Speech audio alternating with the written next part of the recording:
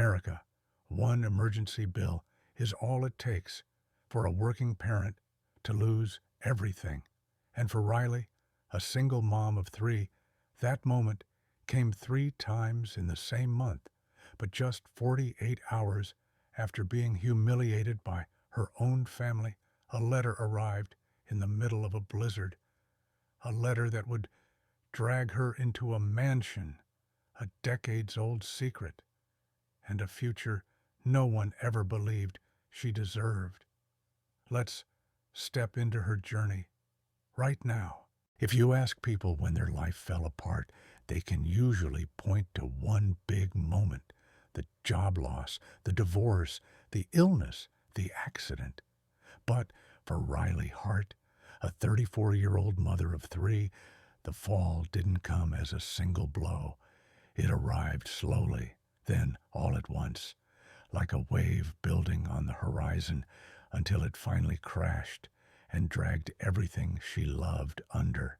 And what made it heartbreaking wasn't just the hardship itself. It was how quietly the world stepped aside as she fought to keep her family above water. It started the way disasters often do, with an ordinary morning that should have meant nothing. Riley had clocked in at the packaging warehouse at 6:01 a.m., the same way she had for nearly 7 years. She'd tied her hair back, tightened her gloves, and joined the conveyor line.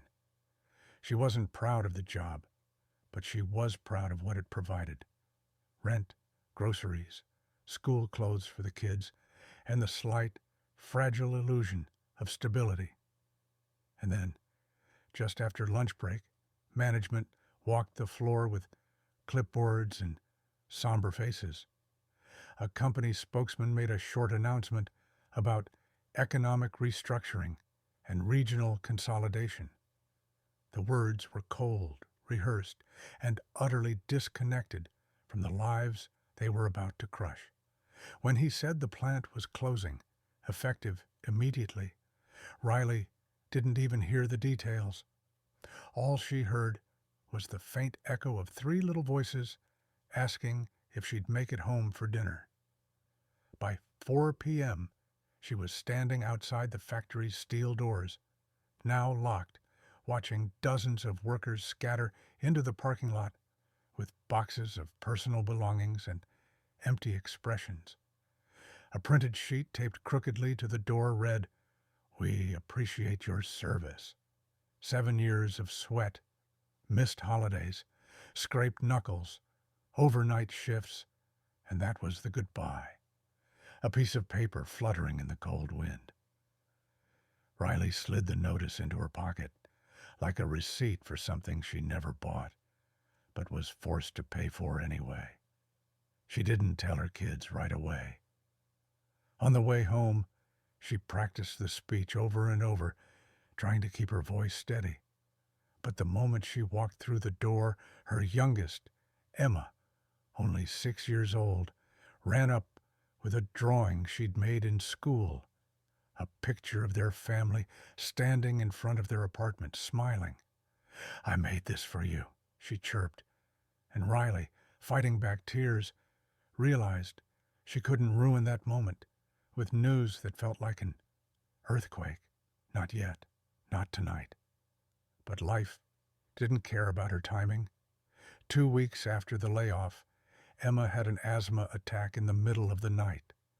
Not a mild wheeze, not one of the episodes Riley could soothe with a humidifier. This one was violent, sudden, terrifying. The kind where a mother drops everything and runs. The kind where minutes feel like hours. The EMTs said the mold in their aging apartment complex was making the asthma worse. She'd complained about it for months, begged the landlord to fix the leaks, causing the mold to spread across the ceiling, but he always found a reason to delay. "It's cosmetic," he'd say, or "I'll send someone next week." But next week never came, and now her daughter was on oxygen. The hospital bill arrived before Emma even finished her inhaler prescription. Over $4,000 for a single night in the ER. $4,000 she did not have. $4,000 she could not imagine ever having. She tried to negotiate. She pleaded. She filled out financial assistance forms that asked for paperwork she didn't possess. Each response was the same. We regret to inform you. The healthcare system felt less like support and more like a maze built for her to get lost in. And as if the universe wanted to test how much one person could withstand. The next blow came without warning. Her minivan, the faded blue one that had been handed down twice before she ever owned it, broke down on the freeway as she drove to her overnight cleaning shift. Steam poured from the hood like the vehicle was exhaling its last breath. The mechanic shook his head before he even opened the engine. "Transmission shot," he said. "Costs more to fix than the car is worth." He said it kindly, but kindness doesn't make things affordable. That van wasn't just transportation. It was Riley's lifeline. Without it, she couldn't get to work. And without work, she couldn't keep the lights on. That week, she pawned her wedding ring, the one relic of a marriage that crumbled under addiction and empty promises, just to keep the power from being shut off. She stretched groceries like elastic, turning cans of soup into meals for 5 nights. She skipped dinners so the kids wouldn't. She sold furniture she didn't want to part with. But the hardest part wasn't the hunger or the exhaustion. It was pretending. Pretending that everything was normal, that nothing was slipping through her fingers, that her children should keep believing their mother was invincible. But kids aren't blind. Her oldest, 12-year-old Noah, started offering to skip field trips because they weren't important. Her middle child, 8-year-old Lily, began packing her own lunches, not because she liked doing it, but because she didn't want to make Mommy worry. Emma slept with her inhaler clutched in her tiny hand. The walls were closing in on all of them, slowly, quietly, suffocatingly.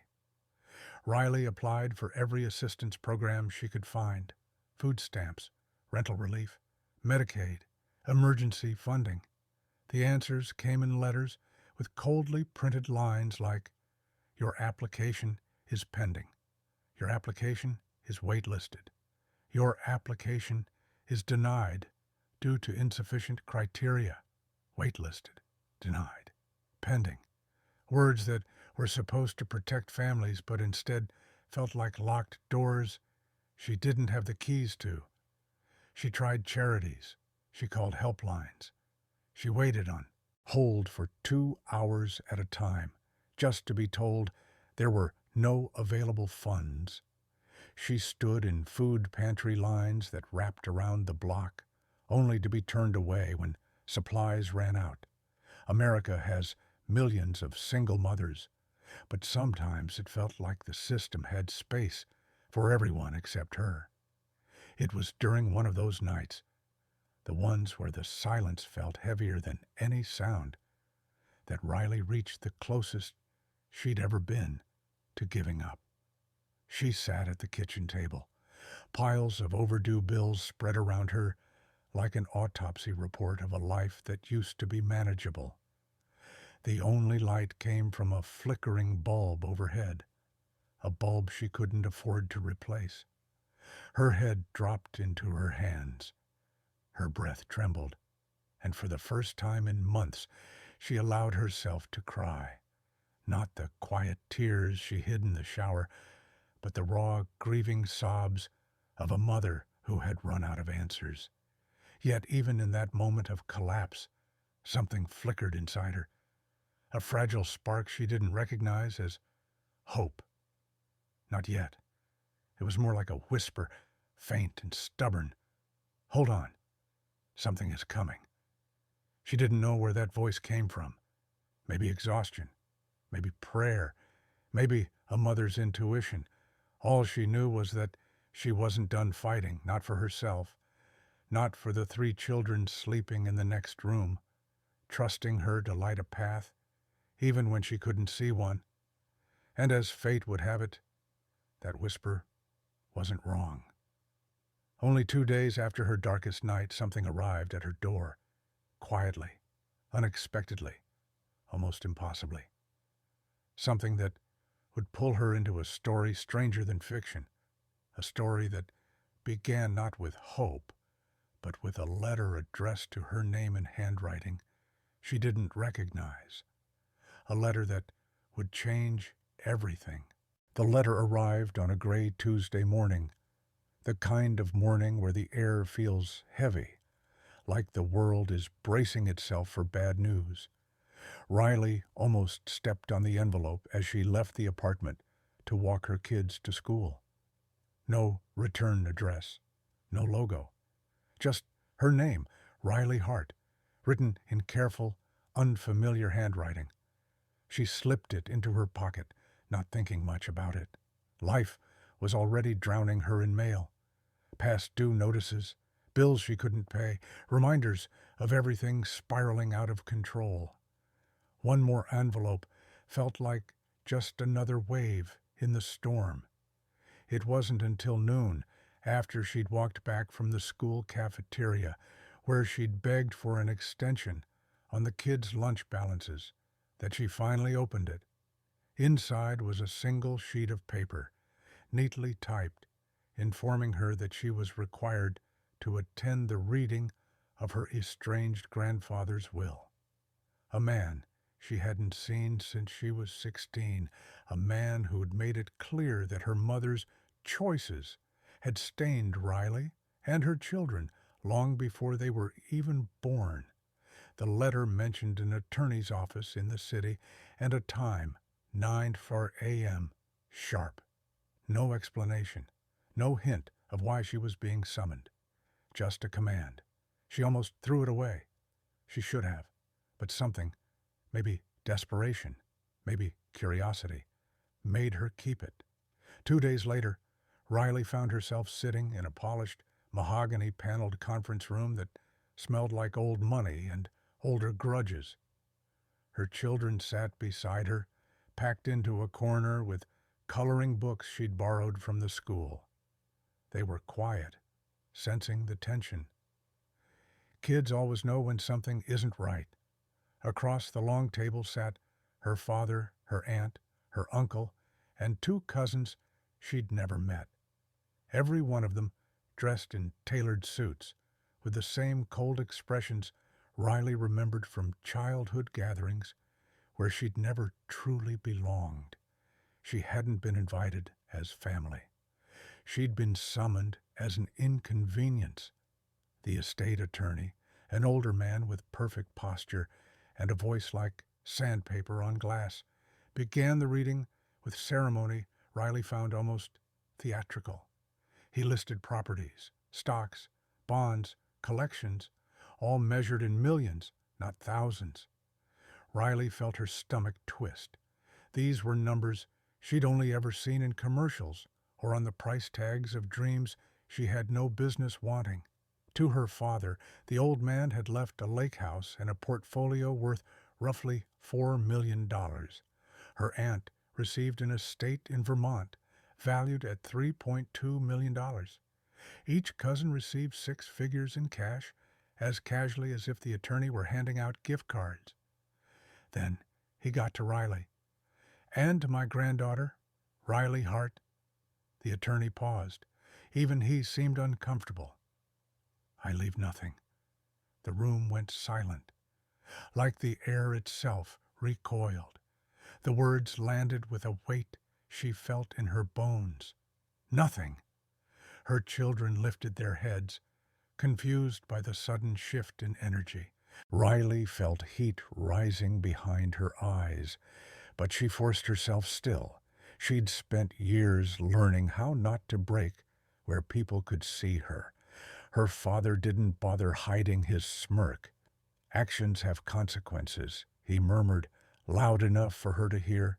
Her aunt sighed dramatically and folded her arms. Well, at least he was consistent, she said, as if this cruelty were a virtue. The attorney continued reading as though nothing had happened. Riley's hands shook under the table. She thought about the rent bill waiting in her purse, the eviction notice taped to the building's front door, the hospital payment plan she'd begged for, the nights she'd stayed awake, listening to her children breathe, terrified something else would go wrong. Nothing. That's what her grandfather believed she deserved. That's what her family agreed she was worth. One of her cousins flashed a sympathetic smile, performative, practiced, meaningless. "I'm sure this must be awkward for you," she whispered in a tone that said she enjoyed every second of it. Riley said nothing. Silence was safer than anger. Silence didn't give them ammunition. The attorney closed the folder, signaling the end. Everyone stood at once, the room erupting in forced laughter and hushed conversations about plans for their new wealth, vacations, investments, lake renovations, Europe trips. Riley gathered her children quietly, her back straight, her jaw tight. If she crumbled now, it wouldn't be because of them. As she reached the door, her father called after her. "If you need help," he said, his voice dripping with false generosity, "I might be able to offer a loan. With conditions, of course." Conditions. The word struck her like a slap. That was always the bargain with her family. Humiliation in exchange for crumbs. She didn't dignify it with a response. She simply walked out, her children trailing behind her like little shadows who didn't yet know the weight she carried. Out in the hallway, her oldest son tugged her sleeve.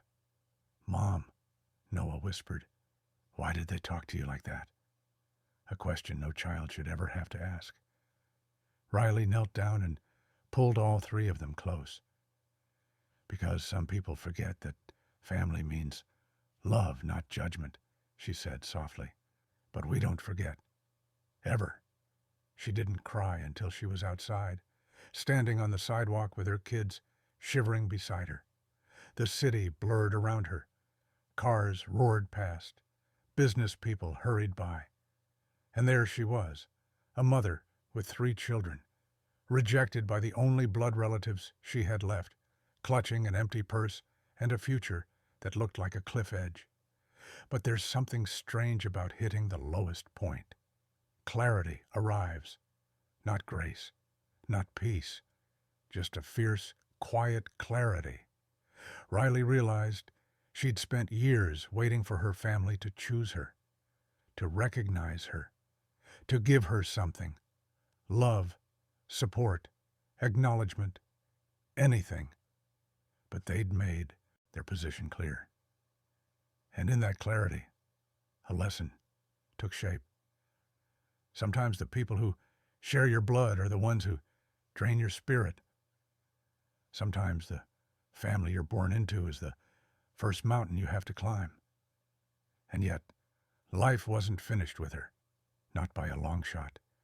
Because while that room had stripped her of dignity, the universe was already preparing something else. Something so unlikely, so strange, that it would soon flip her entire reality inside out. 2 days after the cruel reading, another letter would arrive. But this time, it wouldn't be a summons. It would be an invitation, a key to a world she never imagined, a key to a mansion in the middle of a storm, a key to a secret her family never knew existed. 2 days after the brutal will reading, a day Riley wished she could erase from the timeline of her life, the storm rolled in, not the metaphorical kind she'd been battling for months, a real one, a winter front sweeping across the state with Arctic wind, warnings of whiteout conditions, and a snowfall so heavy the news anchors compared it to the storm of '98, the kind that shut down entire counties and left people stranded for days. The sky turned the color of pewter by mid-afternoon, and the first flakes began to fall in slow, deliberate spirals, like the storm was testing its own strength before unleashing the full force of it. Riley stood at her apartment window, watching the snow swallow the neighborhood streetlight by streetlight, wondering how much colder a person's life could get before something finally warmed it. The kids were in the kitchen, Noah helping Emma with homework, while Lily reheated soup on the stove. They were trying so hard to be good, calm, cooperative, sensing their mother's tension the way trees sense the coming of winter. Riley turned away from the window, determined not to let the storm outside mirror the one inside her. She checked her phone. Another email from the school about overdue lunch balances. Another text from the landlord with a veiled threat about late rent. Another reminder that every safety net she'd tried to cling to was frayed and slipping through her hands. When the knock came, it startled her so sharply she dropped her phone. Hardly anyone ever knocked on her door. Neighbors kept to themselves, and delivery drivers left packages on the steps. Riley wiped her hands on her jeans, crossed the small living room, and opened the door to find nothing but snow swirling violently, hitting her cheeks like shards of ice. She almost missed the envelope lying on the welcome mat, thick, cream-colored, edges crisp despite the storm. Her name written in looping cursive, not printed, not typed, but handwritten, deliberate, intimate, like someone had taken their time. She hesitated before picking it up. After everything she'd endured, she'd grown wary of surprises, wary of hope, wary of anything that wasn't predictable. But something in her chest tightened, the same instinctive nudge she'd felt the night Emma nearly stopped breathing. The whisper that told her, "Look closer." She peeled the envelope from the melting snow, stepped inside, and closed the door against the howling wind. At the kitchen table, with her children watching from a distance, she opened the envelope carefully, almost reverently. Inside was a letter on heavy embossed stationery, the kind that hinted at old money, old traditions, and old secrets.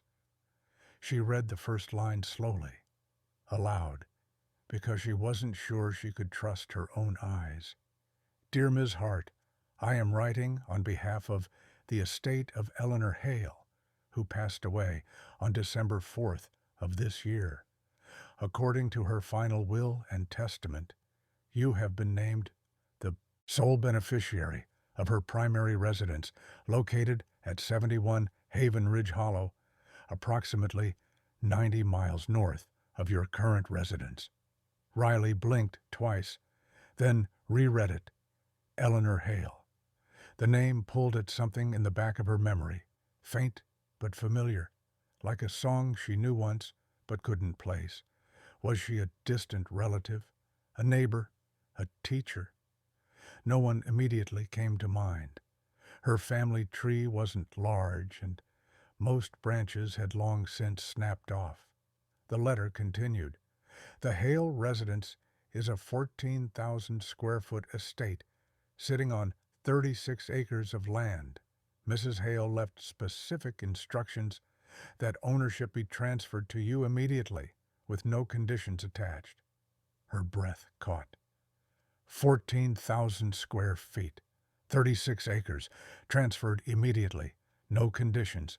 It sounded like the setup to a scam, or worse, a cruel cosmic joke after the nightmare at the attorney's office.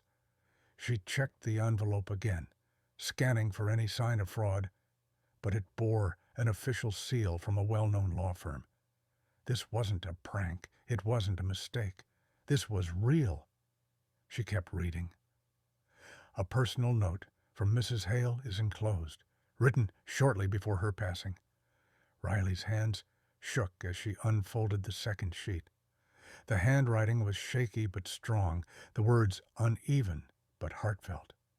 Riley, you don't know me, not truly.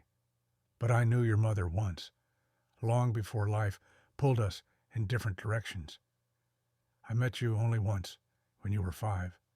You wore yellow boots and held a toy rabbit, missing an ear. You sat in my lap for 10 quiet minutes and told me I smelled like cinnamon. Your mother and I fought over many things, but you were never one of them. Riley swallowed hard, memories flickering like old film reels. She did remember yellow boots. She vaguely remembered a woman who'd given her hot cocoa at a holiday gathering. Warm hands, warm smile. The memory was blurred, softened by time, but real enough to sting. The letter continued. I followed your life from a distance in the years after your mother passed. I saw how hard you worked. I saw how the world tested you. And I saw something of myself in you. Strength forged under pressure, the kind no one celebrates because it's quiet and relentless. I built Haven Ridge Hollow with my own 2 hands. Well, with a little help. And it became the one place where I could breathe freely. I wanted to become that place for you. Not because of our blood, not because of obligation, but because every woman deserves one safe place in her life that no one can take from her. Go to the house before the storm worsens. Everything you need is inside. Eleanor. Riley sat frozen, the letter trembling between her fingers. She felt her children's eyes on her, felt Noah inch closer, concern drawing his brows together. Mom, what is it? She couldn't answer. Not yet. Her mind was racing, crashing into itself, firing off 100 questions she didn't have space to articulate. Why her? Why now? Why would a woman she barely knew leave her an estate that sounded like something from a novel? Who else knew? Was this real? Or was life playing tricks on someone who had endured too much heartbreak to withstand another? Outside, the storm intensified. Wind shrieked around the fragile apartment walls. Snow piled on the window ledges. Riley thought of the eviction notice, the unpaid bills, Emma's inhaler, the broken car, the empty fridge. And then she thought of a house she had never seen, a house that might be warm, a house that might be a refuge, a house left by a woman who seemed to understand the shape of her pain. Hope is a dangerous thing when you've been burned, but hope can also be the only thing powerful enough to get you out of a collapsing life. That night, with the storm raging harder every hour, Riley packed the essentials: jackets, blankets, inhalers, a few books, and a stuffed rabbit that Lily refused to sleep without.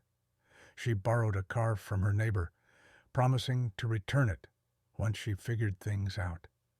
The kids piled into the back seat, sleepy and confused, but trusting her completely.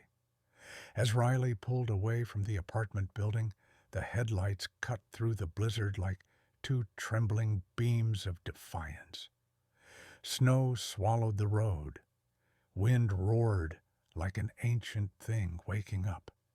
And in the middle of it all, a mother drove toward a house she'd never seen, guided only by a letter, a memory, and a fragile belief that maybe, just maybe, her life was about to change.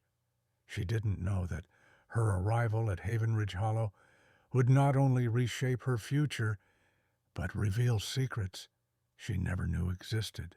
The drive to Haven Ridge Hollow felt less like a journey and more like an initiation, one that demanded courage she wasn't sure she had left. By the time Riley and the kids were 20 miles outside the city, the storm had already swallowed the world. Snow didn't fall in flakes anymore.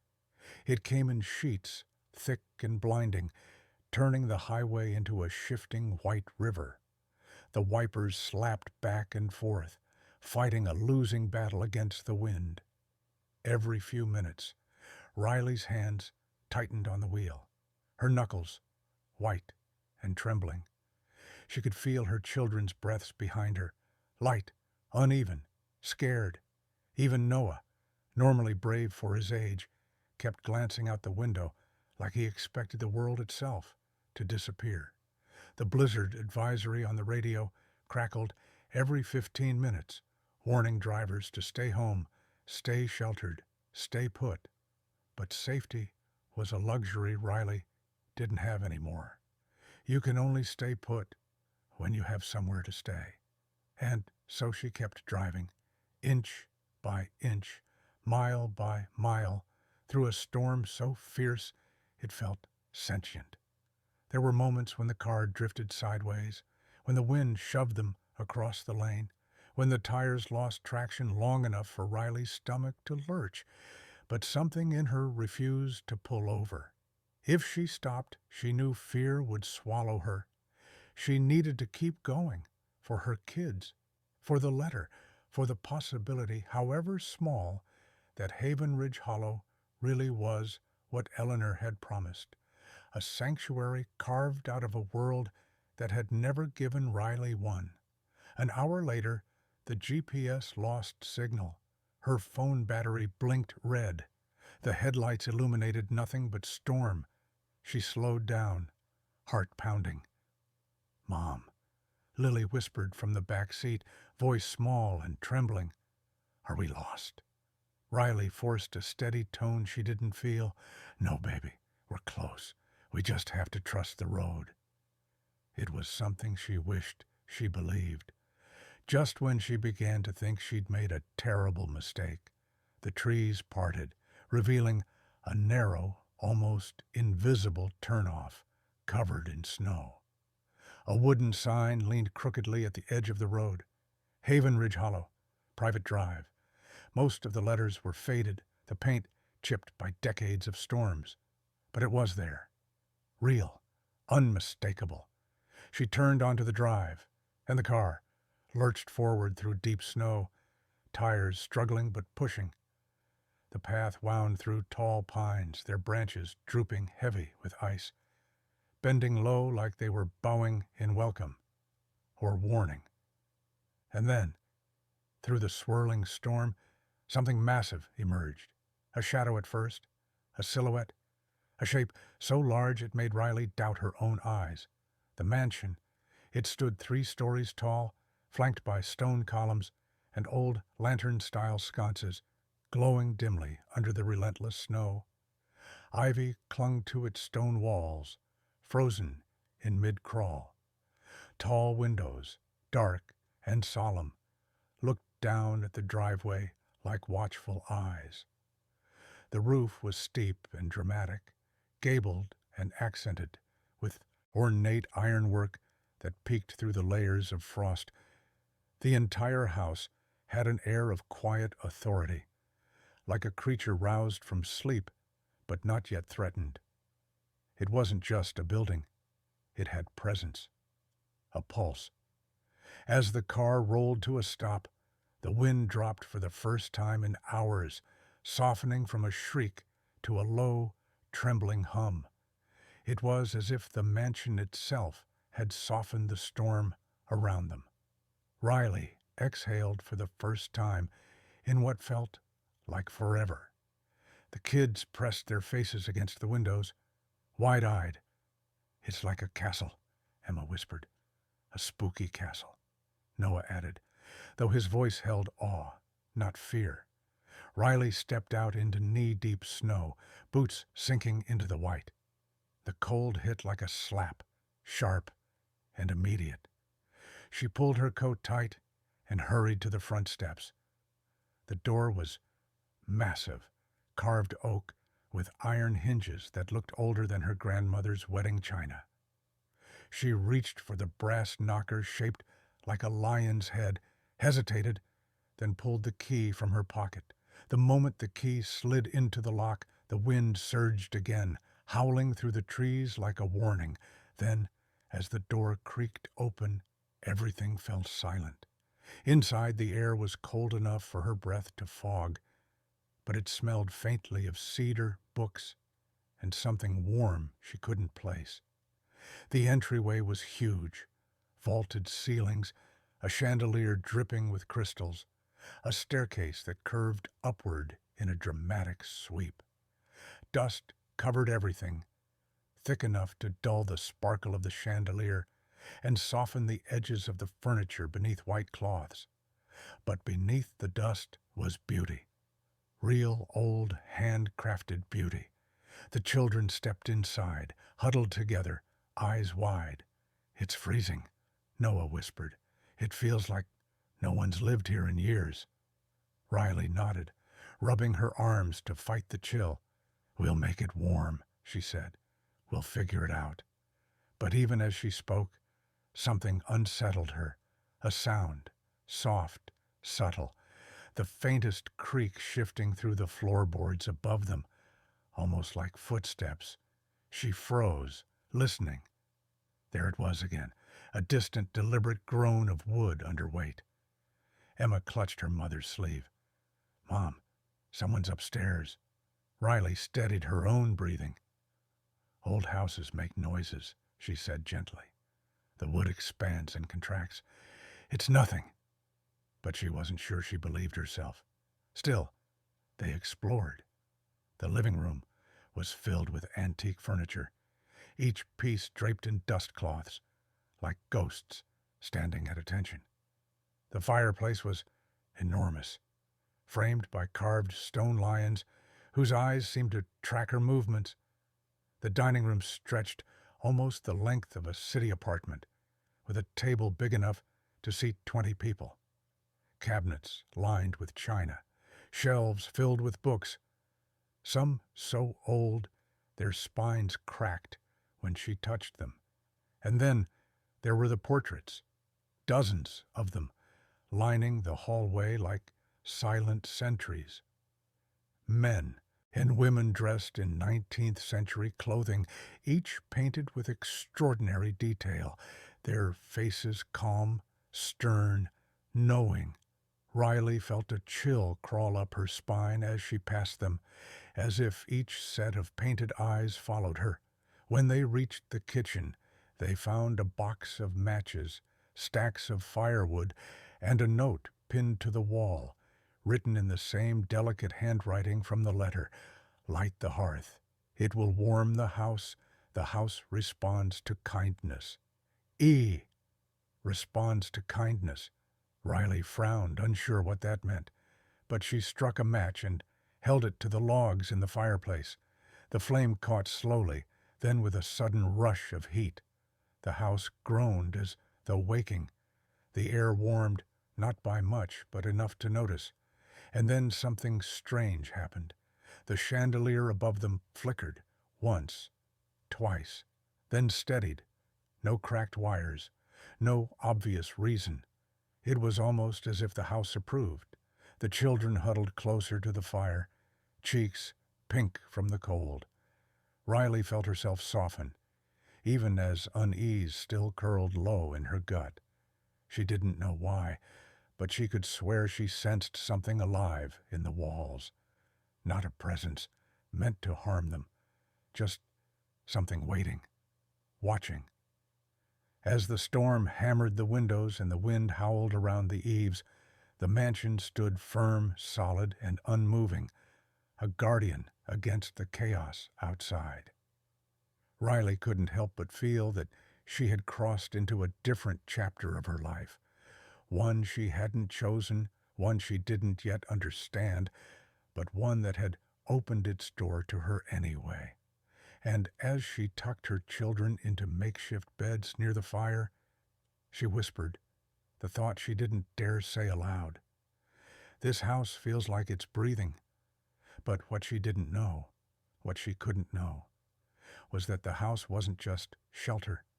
It held memories, secrets, history so tangled that her arrival was not coincidence but consequence.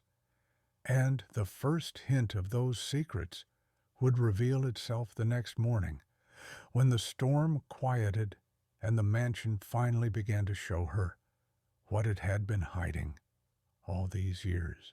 By morning, the storm had quieted into a soft hush, the kind that blankets the world in white and makes everything feel suspended, like time itself was catching its breath. Inside Haven Ridge Hollow, the fire had burned low, its orange glow reflecting off the high ceilings and casting gentle shadows across the walls. Riley woke to the sound of the house settling, deep, echoing creaks like a giant stretching after a long sleep.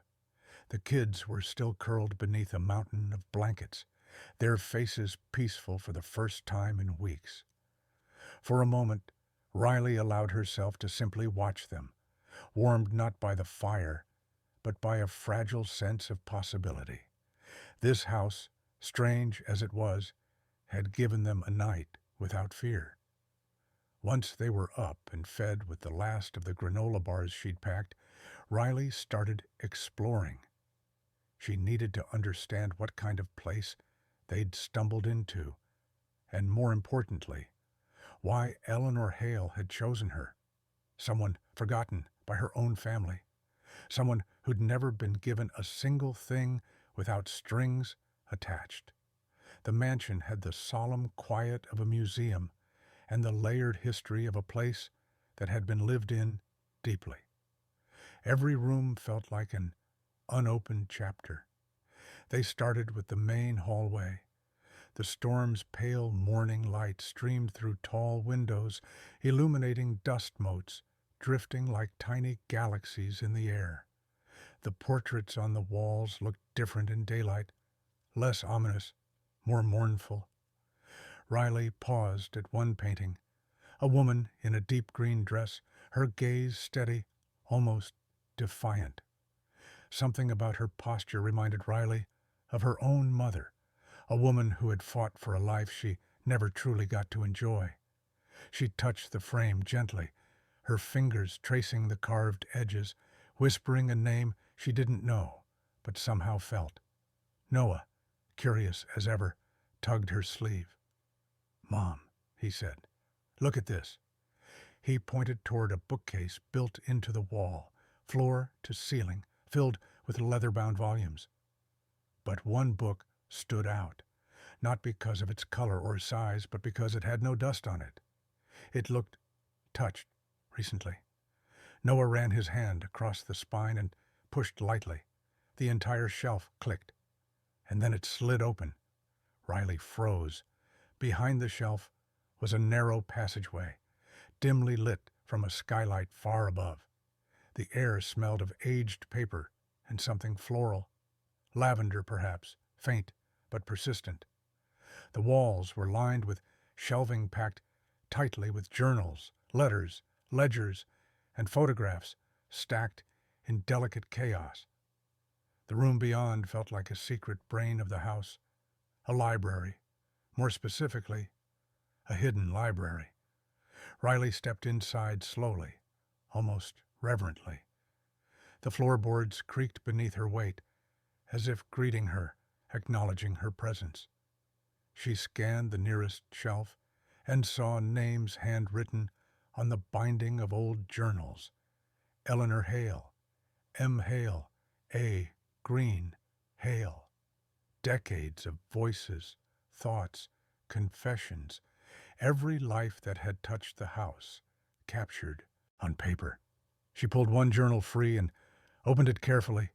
Inside were sketches, beautiful, intricate pencil drawings of landscapes, flowers, and faces. Pages filled with quiet art, tender lines, emotion. But then she turned to one page that made her breath catch. It was a sketch of a little girl, 5 or 6 years old, wearing yellow boots and holding a lopsided stuffed rabbit. The drawing was simple yet precise, capturing a softness Riley recognized instantly because the girl was her. She remembered the boots. She remembered the rabbit missing one ear. She remembered faintly the warmth of a stranger's lap at a holiday party, a woman she'd met only once who'd smelled like cinnamon and lavender. Eleanor. It wasn't a dream. Eleanor had remembered her too. As Riley stared at the drawing, a wave of something heavy rolled through her, not sadness, not joy, but a realization so raw it made her knees weak. Someone had seen her. Someone had valued her, even when her own family had chosen not to. She'd been invisible for so long she'd almost forgotten what it felt like to matter. The kids moved through the room with wide-eyed awe, whispering to each other as if afraid to disturb the past. Lily found a stack of letters tied with a green ribbon. Emma discovered old photographs of the estate being built. Men in suspenders hauling beams, women planting the first rose bushes. Noah discovered a small brass key resting atop a ledger, its metal cold and strangely weighty. He handed it to Riley, who slipped it into her pocket without fully understanding why she felt she'd need it soon. Leaving the secret library, they ventured deeper into the mansion. Riley pushed open a heavy door near the back staircase and found herself in a room bathed in soft, natural light. The studio, a painter's sanctuary. The walls were lined with canvases, finished pieces, half-finished sketches, abandoned ideas. Jars of brushes sat neatly on a table, pigments arranged in gradient rows. The air smelled faintly of oil paint and turpentine, as though Eleanor had stepped out only moments before. One painting in particular commanded the center of the room. It rested on an easel draped in a linen cloth. Riley hesitated, then lifted the fabric slowly. Her breath caught. It was a painting of Haven Ridge Hollow, but not as she'd seen it yesterday.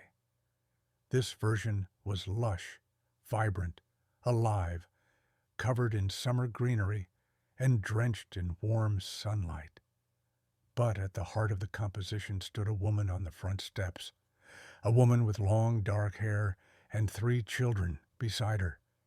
Riley stepped closer. It was her, and her children. Not exactly as they were now, more like an impression, a prediction, a hope, but unmistakably them. Painted before Eleanor died, painted before Riley even knew the mansion existed. A chill rippled through her, not from fear, but from recognition. This wasn't coincidence. This wasn't a random gift. Eleanor had known something, seen something, believed something about Riley that Riley had never believed about herself. She ran her fingers gently across the dried paint, feeling a connection to a woman she had barely known, but who had somehow understood her life with painful clarity. This house wasn't just shelter. It was a message, a memory, a promise. The kid sensed the shift in her. "Mom, why did she paint us?" Emma asked softly. Riley didn't have an answer. Not yet. She only knew that Eleanor had left breadcrumbs, journals, sketches, paintings, meant for her eyes, alone. Threads of a story Riley had never been told, threads she was only beginning to follow. But beneath the awe, beneath the gratitude, beneath the fragile ember of hope growing inside her, there was something else. A pull, a tug, a sense that she was only scratching the surface of a much deeper truth. Because if Eleanor had painted their future, what else had she seen? And what else had she prepared Riley for? As Riley stepped out of the studio, she felt the brass key in her pocket shift against her hip, heavy, with meaning. She didn't know where it fit yet, but the house did. And it was about to show her exactly where to use it. Ridge Hollow had already revealed more to Riley than any place she'd lived in her entire life. Yet the mansion carried an unmistakable tension, like a breath held just beneath its wooden bones, a sense that something waited, quietly, deliberately, for her to discover it. And though Riley didn't know it yet, every hallway she'd walked, every journal she'd touched, every painting she'd uncovered, had been carefully guiding her toward one truth. Ridge Hollow didn't simply hold memories. It held a secret so large it would change the rhythm of her heartbeat forever. It was Noah who found the staircase. He'd been racing down the west hallway, footsteps echoing like little thunder, when his shoe got caught on a warped floorboard. The board lifted, exposing a sliver of metal beneath. Noah knelt, tugged, and the entire board popped free, revealing a brass pull ring embedded in the floor. He called for Riley, breathless with the excitement only a child can channel. She hurried over, heart pounding, afraid he'd hurt himself. But when she knelt beside him and lifted the ring, she saw something she hadn't expected at all. A staircase, narrow, steep, hidden beneath the hallway like a buried spine. Riley froze. "Guys," she said quietly, "stay behind me." But the kids crowded close anyway, drawn by adrenaline, curiosity, and the unmistakable magic of discovering something meant to stay hidden for decades. She grabbed a flashlight from the kitchen and aimed the beam down the stairs. Dust drifted upward. The air was colder, sharper, carrying the metallic scent of old machinery and something ancient. They descended slowly. Each step groaned under their weight, vibrating like a warning down the wooden frame. The staircase twisted twice before opening into a massive underground room, far bigger than Riley expected. The walls were poured concrete, the ceiling low and fortified with steel beams. Pipes ran along the edges, rusted but intact. And at the far end of the room was something so imposing, so out of place in a home, that Riley's breath stalled in her chest. A vault, not a small safe, not a lockbox. A full-sized, war-era reinforced steel vault bolted directly into the foundation. The kind only found in banks, government facilities, or fallout shelters built during eras of deep distrust. Its surface was cold and matte, pocked with age. The wheel, large and iron, sat centered on the door with a faded manufacturer's plate Riley recognized from a documentary she'd once seen. Harrington Security, 1942, World War II era, the type used to store documents, gold, sensitive materials.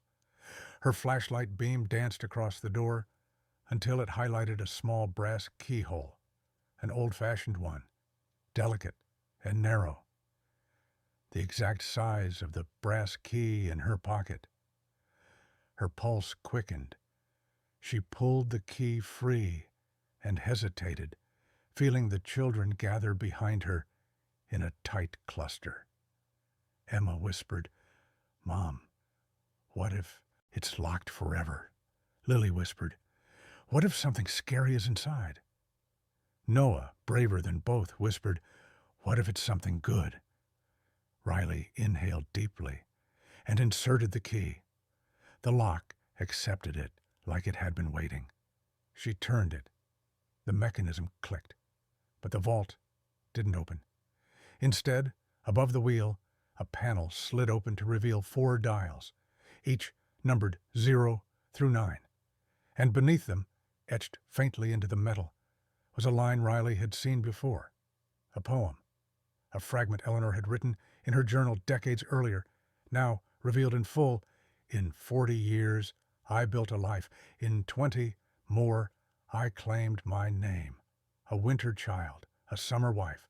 4 numbers hide what I became. Through storms, I held the world at bay. Through silence kept my truth inside. Unlock the place where shadows stay. Use all the years I could not hide. Riley whispered the words aloud, tasting their weight. Eleanor's life was encoded into that poem, woven into numbers Riley didn't yet understand. She stepped back, pacing slowly, scanning the room for clues. Noah and Emma leaned close to the vault, tracing the engraved letters with their fingers. Lily twirled a strand of hair nervously, watching her mother think.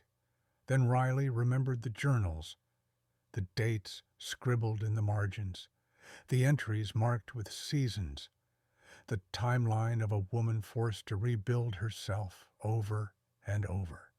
She whispered to herself, piecing the poem together like a puzzle. In 40 years, I built a life.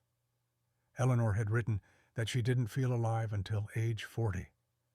In 20 more, I claim my name. She'd divorced her controlling husband at 60. Finally free, she'd written. A winter child, a summer wife. Her birthday recorded in the journals, January 12th. Her wedding anniversary, June 5th. 4 numbers, 4 milestones, 4 keys. She turned the dials. 406. 1. The vault shuddered.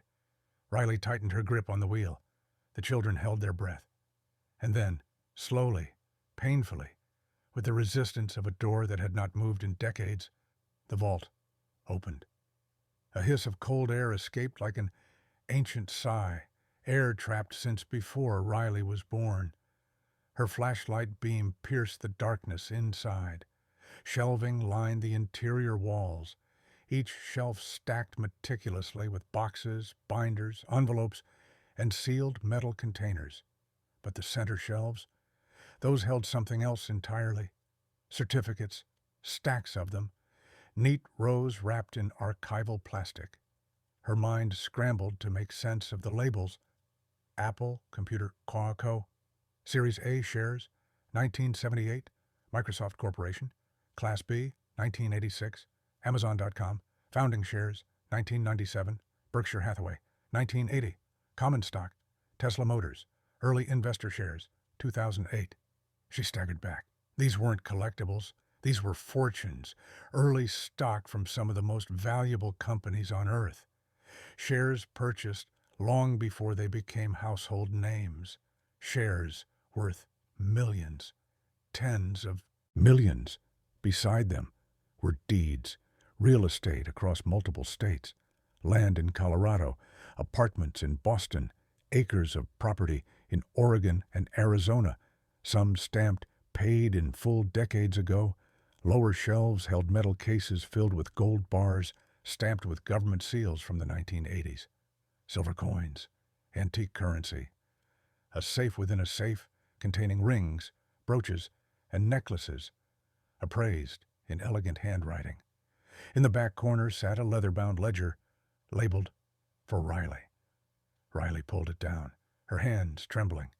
Inside were pages filled with quiet, elegant handwriting. Riley, if you are reading this, you have opened the final chapter of my life. Everything here is yours, not because of blood, but because you carry the kind of strength people pretend not to see. You were born with fire in your bones, fire your family feared, fire the world tried to dim. They gave you nothing, so I give you everything, Eleanor. The words washed over her in waves, grief, disbelief, gratitude, fear, wonder. She had never been chosen for anything in her life, not once. And now, standing in a war-era vault, beneath a mansion, in the middle of a blizzard, she realized someone had not only chosen her, but believed in her enough to leave behind a legacy built over an entire lifetime. The kids gathered around her, eyes wide, whispering questions she couldn't yet answer. Mom, are we rich? Mom, what does all this mean? Mom, what do we do now? She didn't know. The truth was, she couldn't comprehend the numbers staring back at her. She couldn't grasp the idea that her life, Her impossibly hard, relentlessly uphill life had just collided with possibility so immense it felt unreal. But she knew one thing. This vault wasn't just filled with wealth. It was filled with intention. Eleanor hadn't just left Riley money. She'd left her choices, freedom, dignity, a future, and the sudden weight of that gift pressed down on Riley like snowfall on a roof. Beautiful, heavy, fragile. She closed the ledger, whispering a promise to the woman who had believed in her without ever truly knowing her. "I won't waste this," she said softly. "I'll honor it. I swear." But even as hope bloomed inside her, danger was already on its way.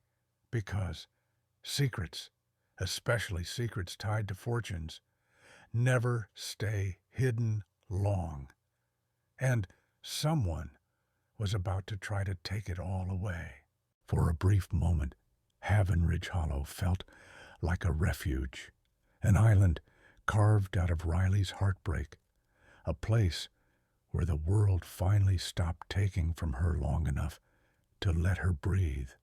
She spent the next 2 days tending to the children, warming the mansion room by room, studying Eleanor's notes, and trying to understand the magnitude of what had been placed in her hands.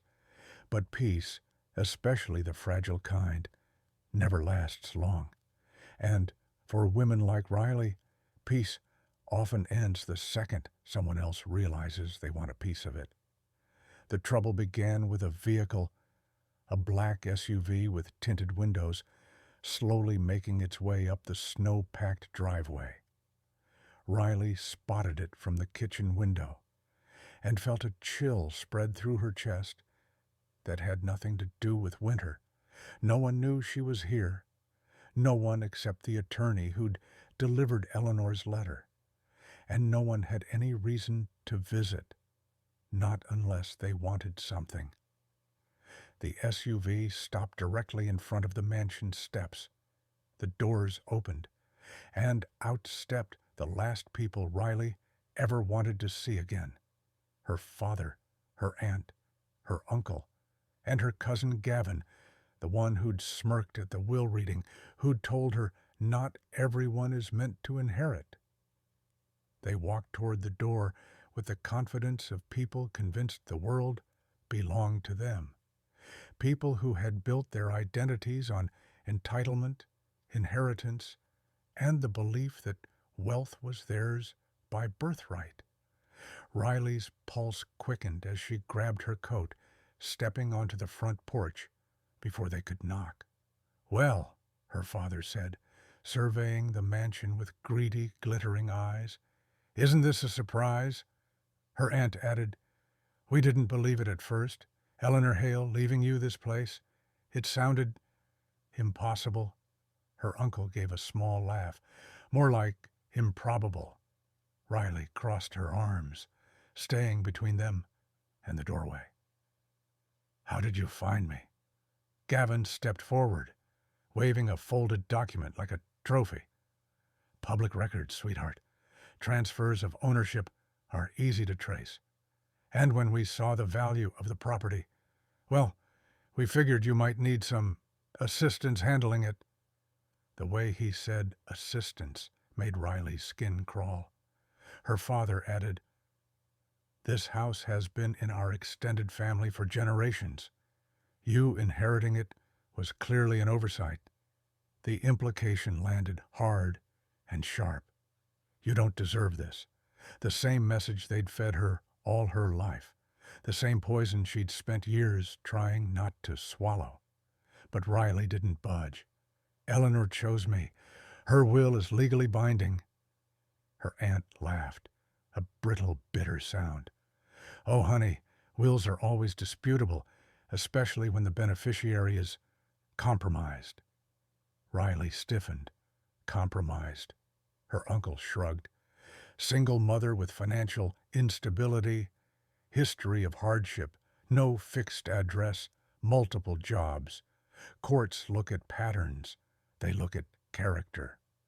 Gavin leaned in, smile. sharp as a blade, and they tend to side with people who can afford the best lawyers. There it was, the threat beneath the polite smiles. Riley tried to shut the door, but her father blocked it with his hand.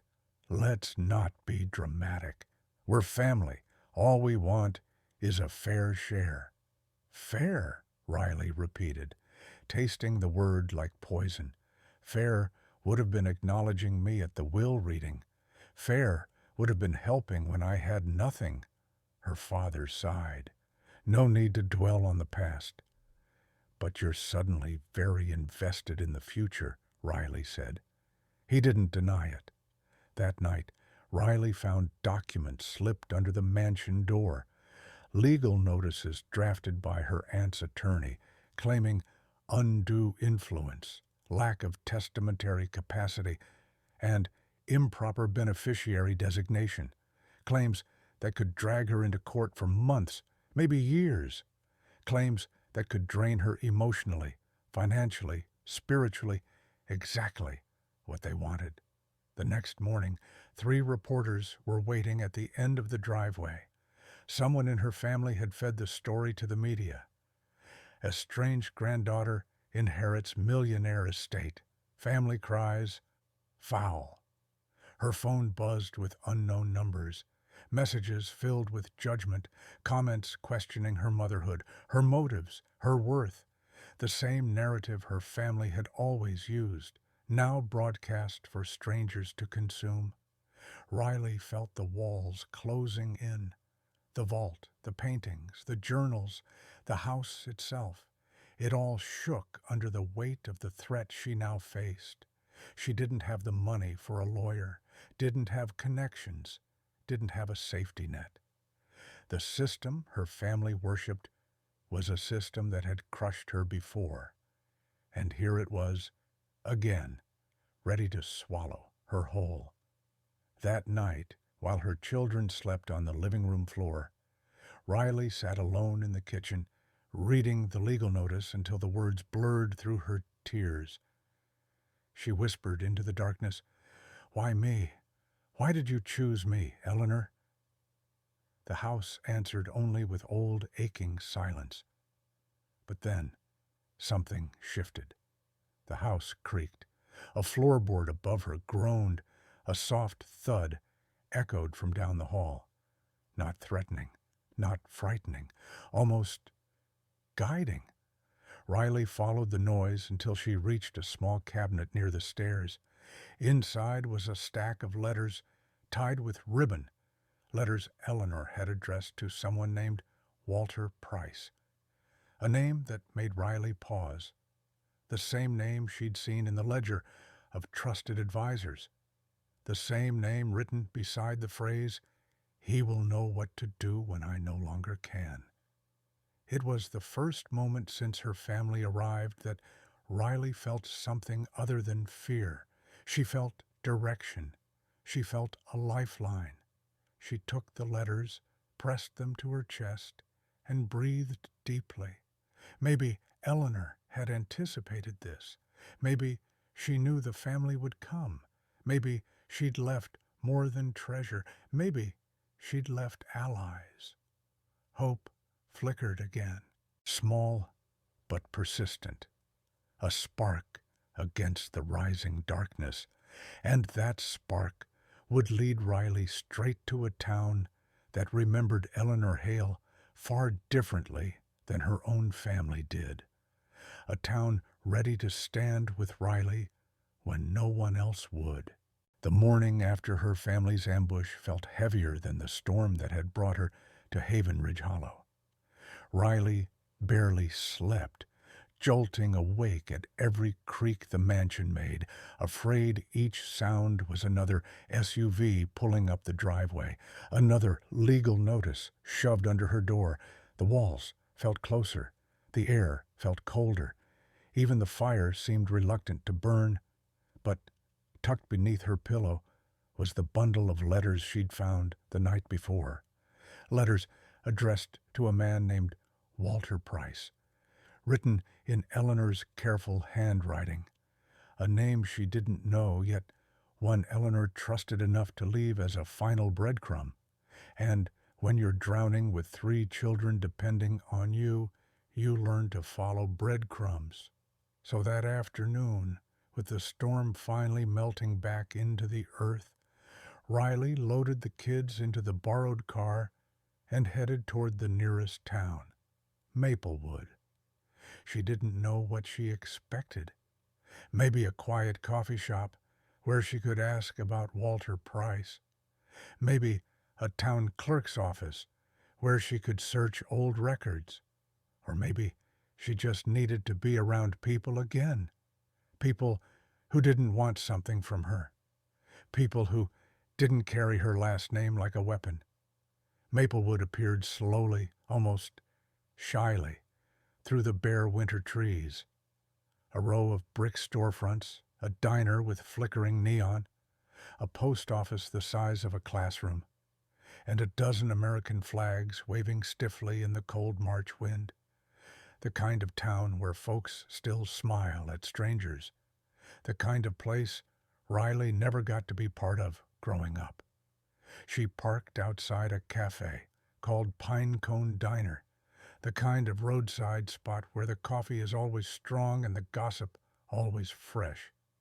Bells jingled overhead as she walked in with the kids, the scent of bacon and pancakes rolling toward them like a warm embrace.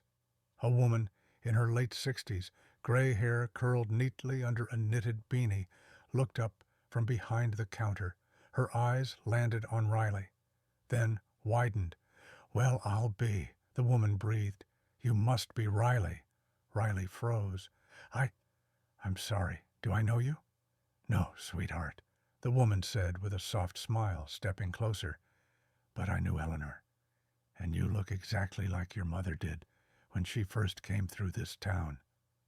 The words hit Riley like a wave, unexpected, overwhelming, deeply human. Before she could respond, the woman ushered her and the kids into a booth. "I'm Nora," she said gently, "and around here, anyone Eleanor cared for has a seat at my table." Riley felt her throat tighten. For months, she'd been bracing for cruelty, for judgment, for doors closing. But here, in this tiny diner with checkered floors and laminated menus, a stranger offered her warmth without asking for anything in return.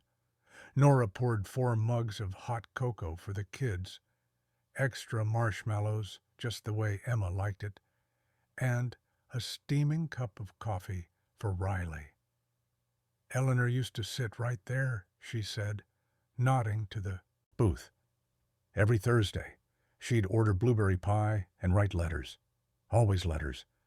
Nora studied Riley's face. "She talked about you, you know. Not often, but when she did, her eyes softened, like she was remembering something that mattered." Riley blinked hard. "She barely knew me." "Maybe," Nora said softly. "But sometimes you don't need a lifetime to feel connected to someone. Sometimes a single moment does it." The kids dug into their cocoa, their shoulders relaxing for the first time in days. And for the first time in weeks, Riley felt something loosen inside her, too. Fear easing its grip, replaced by the flicker of belonging. After lunch, Nora insisted on walking Riley to the local attorney's office. "If anyone can help you, it's Walter," she said firmly. "He's stubborn as a mule, but smarter than half the judges in the state." She winked. "And he owed Eleanor more than he can ever repay." Walter Price's office sat above the hardware store, a creaky staircase leading up to a door with peeling paint. Inside, a man in his 70s, thin, sharp-eyed, wearing suspenders and an expression that suggested he'd already solved the problem Riley hadn't yet explained, looked up from a mountain of papers. "You must be Eleanor's girl," he said without greeting. "Come in." Riley sat opposite him and placed the bundle of letters on his desk. He untied the ribbon with careful fingers, reading them slowly, page by page. With each letter, his expression shifted from sympathy to concern to something resembling resolve. When he finally looked up, his voice was steady. "Your family's coming after you," he said. "They'll try everything, contest the will, question Eleanor's mental state, attack your character, threaten custody. I've seen their kind 100 times." Riley swallowed. "Can I win?" Walter leaned back, studying her like she was a puzzle with a clear solution. Eleanor wasn't a fool. She prepared for this. Every page here is proof she intended for the estate to go to you, and this town, Maplewood, will stand behind her. Riley frowned. "Why? They don't even know me." Walter tapped the letters. "Because they knew her, and she wasn't just wealthy. She was good, quietly good. She funded the school library when the budget was cut, paid overdue utility bills for families too proud to ask, bought Christmas presents for children who believed Santa forgot them." He gestured toward the diner window across the street. "She saved that cafe during the recession. Nora would have lost everything." Riley felt the weight of Eleanor's generosity. A generosity rooted not in wealth, but in intentional kindness. And understanding that, she discovered something deeper. Sometimes your real community isn't the one you grow up with. Sometimes it's the one you walk into much later, bruised and tired, and they pull up a chair without hesitation. Walter placed a firm hand on her notebook. "Your family thinks they can overpower you with money, but you're not alone. Not anymore. We'll fight this the right way, and we'll win." The kids played in the office corner, drawing pictures of the mansion and the snowy trees outside. Riley watched them, then looked back at Walter, an old man who had every reason to turn away, but instead opened the door wider. As they left the building, the town seemed different. Not small, not worn, not quiet. Alive, connected, watching over her, not because it owed her anything, but because someone once chose to sow kindness here. And kindness, Riley realized, doesn't disappear when a person dies. It multiplies, it returns, it protects. That night, driving back to Haven Ridge Hollow, Riley felt something powerful stir inside her. Not fear this time, but conviction. She wasn't fighting alone. She wasn't walking blind. She wasn't the desperate woman in the attorney's office anymore. She was part of a story that began long before her and would continue long after. And in the days ahead, she would need every ounce of that strength, because her family wasn't done, and the courtroom battle waiting for her would be unlike anything she'd ever faced. The morning of the trial felt colder than any blizzard Riley had driven through, not because of the weather, but because of the weight of what waited for her inside the Maplewood County Courthouse. A century-old building with stone steps, worn smooth by generations seeking justice, forgiveness, or revenge. Riley stood on those steps with her 3 children bundled beside her like little shadows, their small gloved hands wrapped around hers. She could feel their trust pressing into her skin, a reminder that no matter how frightened she was, turning back wasn't an option. Inside, the courtroom buzzed with quiet tension. Her relatives were already there, dressed in tailored suits, expensive jewelry, their expressions cold and polished like steel.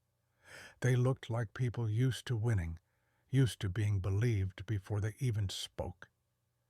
And they had brought an army of attorneys with them, 5 in total, each carrying thick binders, glossy evidence boards, and the kind of confidence that comes from charging $900 an hour. Riley had one person beside her, Walter, But when he placed a steady hand on her shoulder, it felt like she had a whole town standing behind her. As the judge entered, a woman in her late 50s with a reputation for fairness and an intolerance for theatrics, the room quieted. Every breath seemed to pause. The trial began. Her relatives' lawyers went first. They stood with the swagger of men certain of victory. They painted Riley as unstable, untrustworthy, manipulative. They spoke about her childhood mistakes, her financial struggles, her late-night jobs, even the repossessed sedan she once lost when she fell behind on payments. They used everything they could to shape a story where she was unfit to inherit anything, let alone a sprawling estate worth nearly $250 million.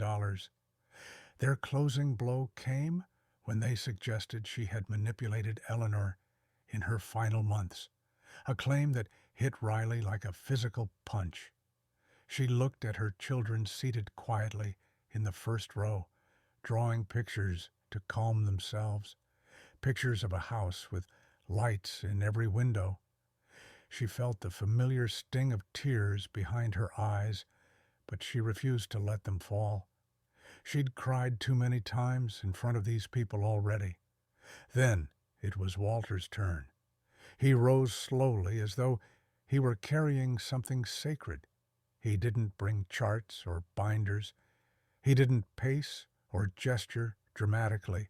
He simply placed his weathered hands on the podium and began to speak like a man telling the truth the way an old clock tells time, calm, consistent, and impossible to argue with. He spoke of Eleanor, of her independence, her intelligence, her ironclad clarity about who deserved her legacy and who didn't. He presented medical evaluations, proving Eleanor was of sound mind. He showed letters, journal entries, signed statements, and the notarized records she'd left behind. But then Walter did something unexpected. He called the first witness, Nora from the diner. She walked up with shoulders straight and eyes steady. She told the courtroom how Eleanor spoke of Riley, not as a burden or a distant relative, but as the one person who reminded her of herself. She described Eleanor's Thursday rituals, her letters full of longing and hope, the way she carried Riley's newspaper clipping in her purse for years, because it made her feel less alone. Then came the second witness, Mr. Donnelly, the former school principal. He testified that Eleanor had anonymously paid lunch debts, bought winter coats for children whose families were struggling, and funded scholarships for single parents long before Riley ever appeared in Maplewood. Witness after witness stood. The librarian whose job Eleanor saved, the mechanic whose shop she kept from closing, the elderly couple whose mortgage she secretly paid off.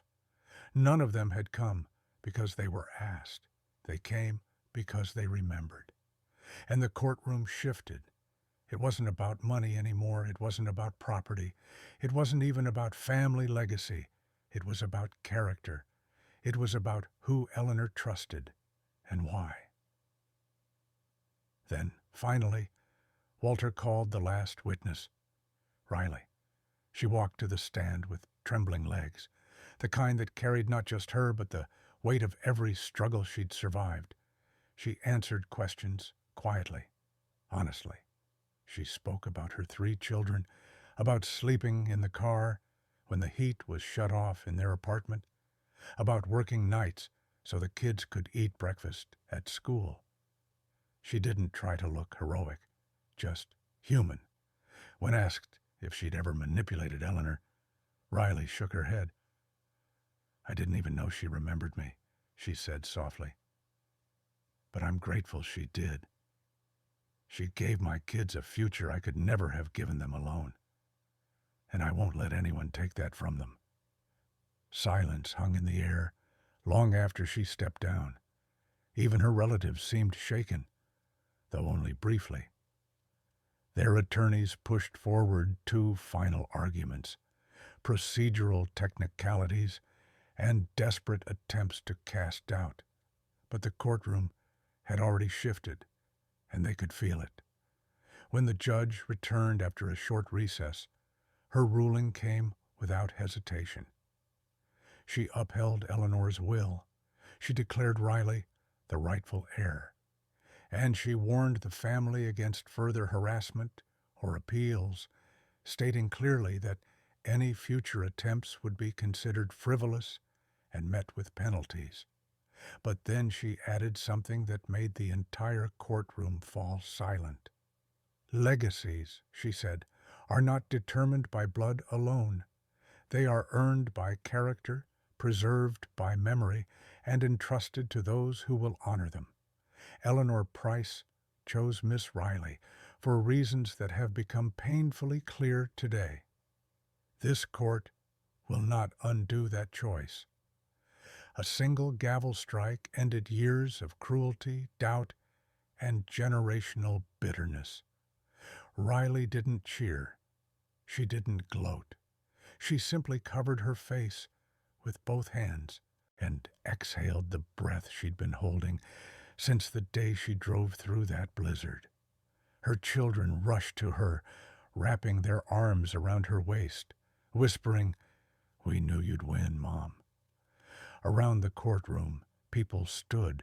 Nora, Mr. Donnelly, families Eleanor had once helped, each offering a nod, a small smile, a silent acknowledgement. Justice had been served. But more importantly, dignity had been restored.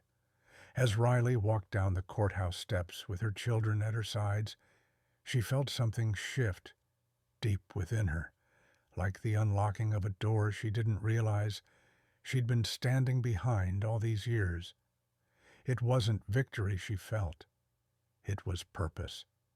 And with that purpose would come a responsibility much larger than any inheritance, a responsibility we'll step into in the next chapter of her journey, where Riley discovers not just what she inherited, but what she's meant to build with it. When Riley stepped out of the courthouse with her 3 children wrapped around her like a living shield of hope, it felt as if the universe finally exhaled with her. The trial hadn't just settled a dispute. It had severed an old chain, one forged from shame, dismissal, and generational cruelty. And in that silence after the storm, she felt something powerful take root inside her. Not victory, not triumph, purpose, the kind that stretches beyond a single life.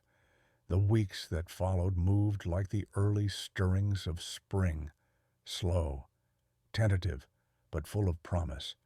Riley returned to Haven Ridge Hollow, not as a trespasser or a frightened mother seeking refuge, but as its rightful steward. For the first time, she let herself walk the halls without fear of footsteps behind her. She unpacked the children's clothes not as temporary guests, but as a family claiming their home. She began restoring rooms, long frozen in time, one warm lamp and one freshly scrubbed floor at a time. But the mansion, vast and echoing, felt like more than a house. It felt like a calling. Every space whispered possibility. Every journal Eleanor left behind seemed to encourage her, do something with this. Build something lasting. Riley began by opening Eleanor's old studio. It had become her quiet place, the room where she breathed, where she processed the weight of everything that had happened. The skylights framed the morning sun like a blessing. The half-finished canvases scattered across the walls felt like invitations. One afternoon, as her children painted clumsy stars and crooked snowmen at the long wooden table, Riley realized the studio wasn't just an art room. It was a sanctuary, a place where wounds softened, where fear loosened its grip, where expression replaced silence. That was when the idea struck her, not as a flash, but as a steady, rising truth. This inheritance was never meant to be hoarded. It was meant to flow. The next day, she met with Walter in the grand dining hall. Sunlight streamed across the long table like a promise. "I want to build something with this," Riley said. "Not a business, not an empire. Something that fixes what's broken. Something Eleanor would recognize." Walter nodded. "Then let's start by listening to the people she cared about." So she did. She met with teachers at the local school, hearing stories of kids whose backpacks were empty, whose lunch debts kept rising, whose parents were juggling 2 or 3 jobs just like she used to. She spoke with single moms at the grocery store who whispered their worries like secrets: rent overdue, no child care, no savings, no breathing room. She sat with veterans at the diner who carried past wars in their eyes and medical bills in their pockets. Every story etched itself into her. Every face reminded her of herself. That's when she founded the Eleanor Hale Foundation, a living tribute built from the very bones of the mansion's history.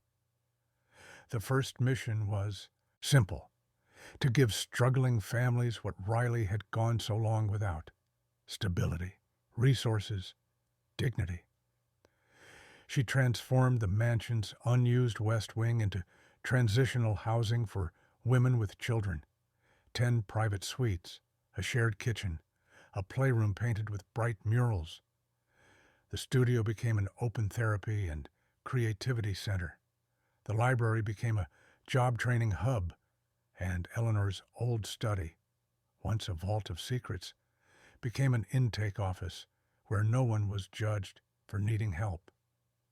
In the first 6 months, 32 families came through the doors, not because they were broken, but because they needed somewhere to breathe. And as Riley walked past their rooms, smelling breakfasts frying, hearing children laughing, watching mothers finally sleep 8 hours at a stretch, she felt a kind of healing she had never imagined existed. But Riley didn't stop there. With Walter's guidance, she used part of the inheritance to purchase 3 rundown buildings on Maplewood's Main Street. She renovated the first into a daycare center with subsidized tuition. The second became a training academy for medical billing, trades, and remote professional skills. The third became a small grocery offering fresh produce at cost. People called it ambitious, but the town called it necessary. And still, Riley wasn't done. She set up a scholarship fund for single parents going back to school. She bought a van to provide transportation for families without cars. She partnered with local clinics to offer free medical screenings and mental health counseling. And she established a legal assistance program so no one else would ever face the courtroom alone, the way she once had. Slowly, Maplewood changed. You could see it in the way the diner stayed open later, buzzing with hope instead of gossip. You could feel it in the school hallways, where children weren't ashamed to eat lunch anymore. You could hear it in the park, where laughter replaced silence. But the deepest transformation happened inside Riley herself. One evening, months after the trial, she tucked her children into bed, kissed their foreheads, and wandered out to the porch. The air was warm, carrying the scent of pine and distant summer rain. Crickets echoed in the woods like a lullaby. She sat in the rocking chair Eleanor had once used and closed her eyes. Her past no longer felt like a wound. Her family's cruelty no longer felt like a sentence. She was no longer the woman who walked into a law office empty-handed, terrified and alone. She was a builder now, a restorer, a protector, an heir not just to money, but to meaning. She looked at the vast estate, at the windows glowing with life, at the land breathing in the night, and whispered, "Thank you, Eleanor. I hope I've done right by you."